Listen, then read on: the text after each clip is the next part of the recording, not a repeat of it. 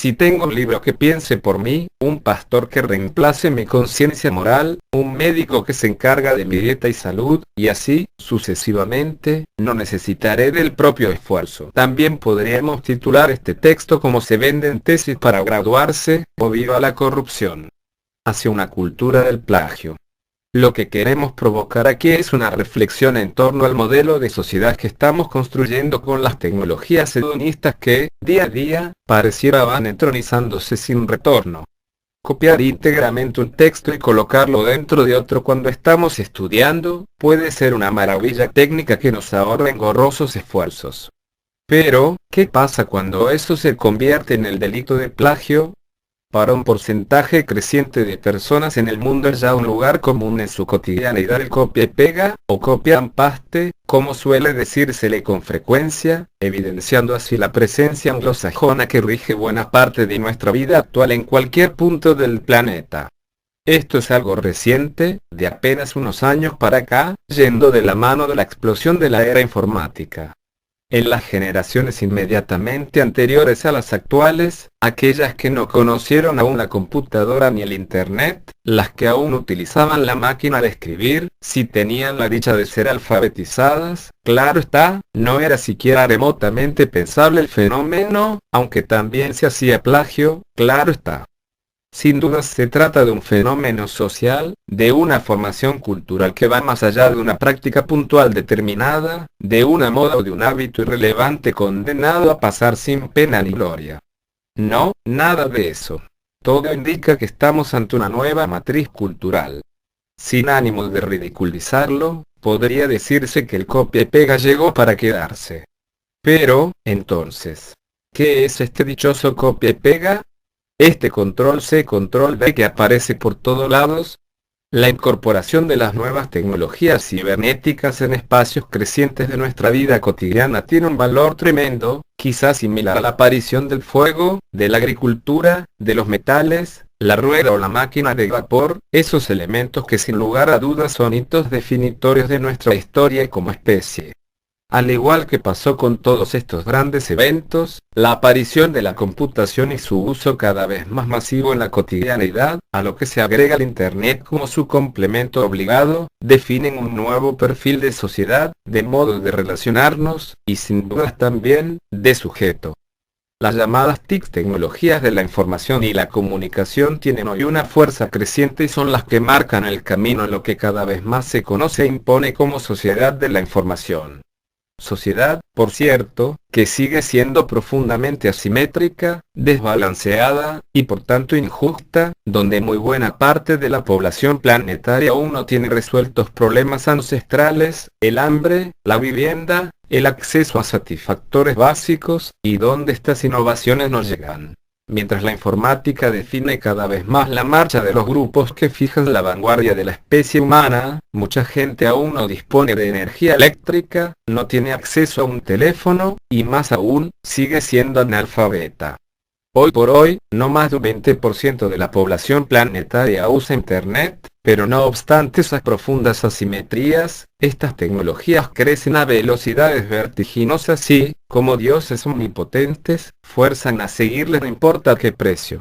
El mito del progreso infinito, sin retorno se ha impuesto y no tiene marcha atrás. El ámbito de la informática, por tanto, va definiendo nuestro mundo, nuestra vida, nuestra forma de movernos en ese mundo. Cada vez más la computadora y una conexión a la red de redes, el Internet, moldean nuestra humana existencia. Para infinidad de cosas, informarnos, divertirnos, producir, realizar compras, buscar amigos, hacer el amor, calcular la trayectoria de una nave espacial o separar la basura orgánica de la inorgánica, etcétera, etcétera, y dependemos cada vez más de su uso. Tal como parece indicar esa tendencia, dentro de no muchas generaciones habremos asistido a cambios profundos, seguramente irreversibles, en las características generales de nuestra cultura, teniendo a estas tecnologías como eje definitorio de lo que hacemos y dejamos de hacer. Por ejemplo, según estimaciones de la UNESCO, dentro de no muchos años lo que entendemos por educación formal tradicional basada en la institución escolar presencial habrá cambiado perdiendo protagonismo frente a estas nuevas modalidades virtuales, no siendo nada improbable que la escuela física, en todos sus niveles, vaya tendiendo a su desaparición. Así como sucederá o ya está sucediendo con los documentos impresos. El periódico y el libro pareciera que están condenados a su desaparición en un tiempo no muy lejano.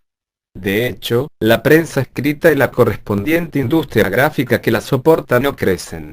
Por el contrario, grandes diarios del mundo van extinguiéndose. Y el libro virtual, de momento lentamente, ya comienza a perfilarse como la nueva modalidad. ¿En cuántos años más pasará a ser pieza de museo, como ya lo son hoy grandes inventos de la modernidad, como el telégrafo, la máquina de escribir, el disquete? Ya está pasando eso, incluso, con el correo electrónico, superado por las llamadas redes sociales. La pantalla de una computadora, tal como van las cosas, será nuestro marco de referencia total, donde miraremos todo, donde nos educaremos desde nivel preescolar hasta los doctorados, y de la que dependeremos en forma creciente para todo. Y aunque mucha gente en el mundo aún no tiene siquiera energía eléctrica, mucho menos acceso a una computadora e internet, de todos modos también pasa a depender de esa cultura global asentada en los chips y en lo multimediático. Las guerras en el África, por ejemplo, en buena medida tienen que ver con la búsqueda de coltan para los microprocesadores, aunque los niños africanos no tengan idea que es un chip ni un satélite geoestacionario. Una rápida conclusión que puede extraerse de lo dicho es que, merced a esa primacía de lo audiovisual, cada vez leemos menos. Leemos menos o, quizá, leemos de otra manera. La erudición intelectual ya no se expresará a partir de cuántos libros se llevan leídos, sino de la cantidad de información que se maneja. La cultura de lo virtual, de la pantalla de los multimedia, marca el camino, hoy día.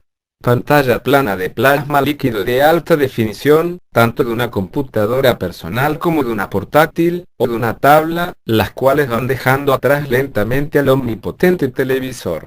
O de un teléfono móvil inteligente, ya más cercano a una central de procesamiento de datos que a un aparato para hablar a distancia, sin contar con las nuevas modalidades que el mercado irá ofreciendo obligando a consumir, mejor dicho. En ese clima audiovisual dominante es que se inscribe la cultura del copia y pega. Con las nuevas tecnologías informáticas, definitivamente leemos menos. O al menos, leemos menos libros. Si a mediados del siglo XX, cuando nacía la televisión, Groucho Marx pudo decir sarcásticamente de ella que sin dudas es muy instructiva y porque cada vez que la prenden, me voy al cuarto contiguo a leer un libro, hoy día el peso de la cultura audiovisual es inconmensurable y, quizá parafraseando al agudo humorista estadounidense, podríamos decir que nos la pasamos copiando y pegando, pues ya no nos vamos al cuarto contiguo a leer. Hay que reconocer que la cultura que traen estas nuevas tecnologías de la información y la comunicación sin dudas agradan, son muy amigables, entran muy fácilmente en el público. ¿Quién de los que ahora están leyendo este texto no ha jugado alguna vez juegos electrónicos? ¿Se habrán apasionado quizá? ¿Cuántos no se han apasionado por ellos dedicándole horas, o dedicado horas a bajar pornografía restándole tiempo a la lectura? Con toda neutralidad y desapasionamiento hay que reconocer que lo audiovisual penetra mucho, quizá más que la lectura. La universalización del documento impreso que posibilitó la imprenta moderna disparó la alfabetización por todo el mundo. Fue en ese marco que Cervantes hizo decir a Don Quijote que el que lee mucho y anda mucho, ve mucho y sabe mucho. Verdad incontrastable, sin dudas. Verdad de la época en que era impensable un copia y pega. Pero más aún se divulgó, se impuso y cambió la manera de relacionarse con el mundo al ámbito de lo audiovisual. La lectura se popularizó y se universalizó en estos últimos siglos, pero mucho más lo hizo la cultura derivada de las nuevas tecnologías de la información y la comunicación. No en todas las casas hay libros pero sí hay televisores. ¿Cómo van las cosas? Podríamos decir que no en todas las casas en un futuro habrá libros, pero sí computadoras con conexión a la red. Y la tendencia dominante indica que es más fácil que una cultura ágrafa, de las que todavía existen algunas pocas en el mundo confinadas en parajes remotos, en general en la espesura de selvas tropicales. Los antropólogos calculan alrededor de 100 pueblos que aún se mueven en el preneolítico, sin agricultura, pueda pasar con mayor comodidad a la computación y al Internet que a la cultura del libro impreso. En muchos países subdesarrollados no se mejora la dieta alimenticia pero se tiene teléfono celular. Ante el primado del copia y pega que se va imponiendo, una primera reacción no de las generaciones jóvenes, hay que recalcar, es un grito de alarma. Se lee cada vez menos. Solo se copia y se pega. ¿Dónde iremos a parar?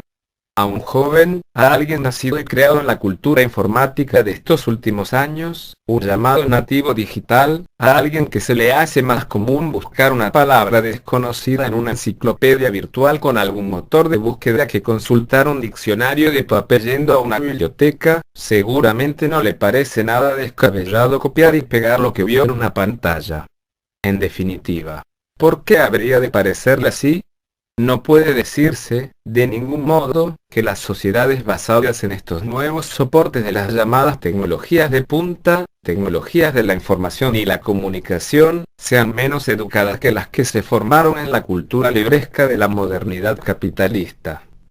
Esa visión no es sino la expresión de un concepto bastante restringido, que toma como referente la modernidad europea, donde la imprenta y la alfabetización marcaron una época, pero que no son el único modelo posible.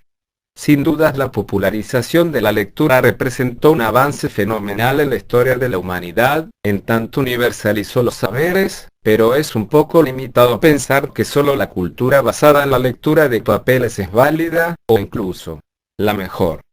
Existen muchas posibilidades para desarrollar los saberes.